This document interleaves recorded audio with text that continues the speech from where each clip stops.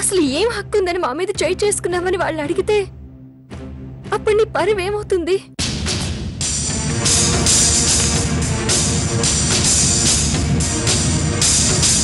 ఒకవేళ నువ్వు తనపై చేయి చేసుకున్న వెంటనే తను కూడా నీ మీద చేయి చేసుకుంటే నీ పరిస్థితి ఏమయ్యేది? నీ పరువు ఈ ఇంటి పరువు కాపాడాలనే అలా చిన్న పెద్ద తేడా లేకుండా మాట్లాడాను. నన్ను క్షమించక్క. ఏం లాభం లేక అందరి ముందు నన్ను అన్నేసి మాటలు అనేసి ఇప్పుడొచ్చి క్షమించమని అడుగుతావా? అయినా నేను నిన్నగాక మొన్నొచ్చిందాన్ని. నువ్వంటే ఎప్పటి నుండే ఇంటి కోడలివి. నీ మాటకున్నంత విలువ నాకెందుకుంటుందిలే.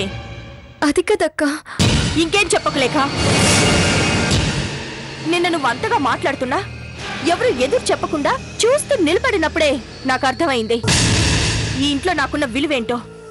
నా జీవితంలో ఇలాంటి అవమానం నాకెప్పుడు జరగలేదు. థ్యాంక్స్ లేక.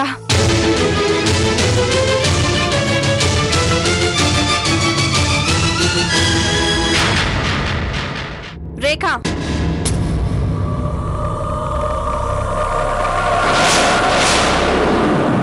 అత్తయ్య కాఫీ తీసుకురమ్మంటున్నారు. వినిపించట్లేదా?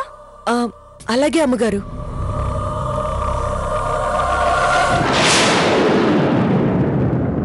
రేఖ ఆగు.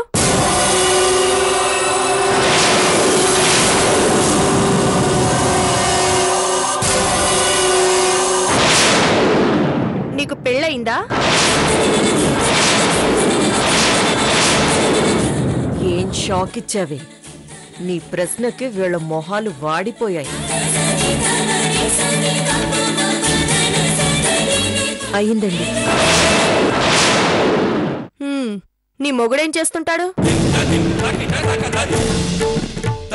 ఆయన గురించి ఎందుకులేమ్మా, చెప్పేంత గొప్ప వ్యక్తిత్వం కాదతంది.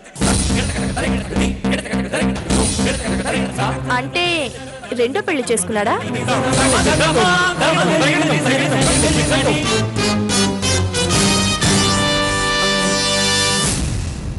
అవునమ్మా.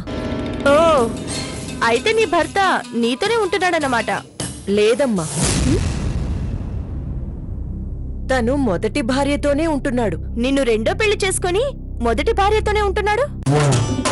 అదో పెద్ద కదమ్మా, అదొక గయ్యాళి గంప.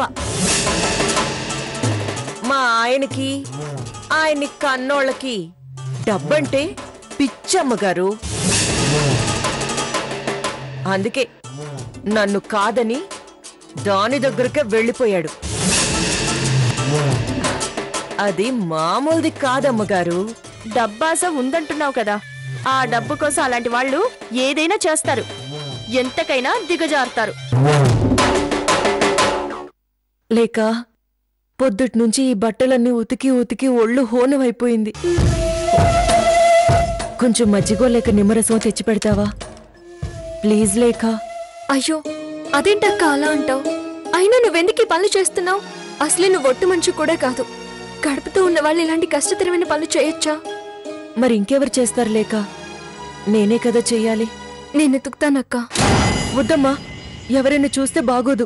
ఆ మహాతల్లి అక్షర చూస్తే కొంప మునుగుతుంది. ఏం కాదక్క, నువ్వు పక్కనే కూర్చో, నేను ఎతుకుతాను. వద్దులేక, నేను చేస్తాలే. వద్దులేక.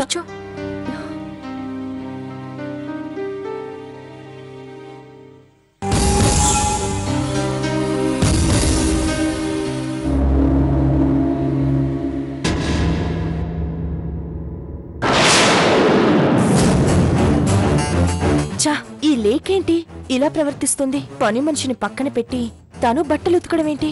ఇలా కాదు, ఈ లేక ఇలాంటి పనులు చెయ్యకుండా చెయ్యాలి.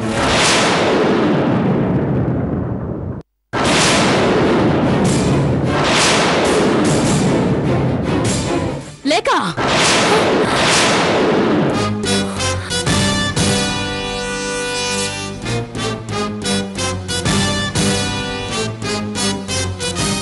లేక ఏం నువ్వు చేస్తున్న పని?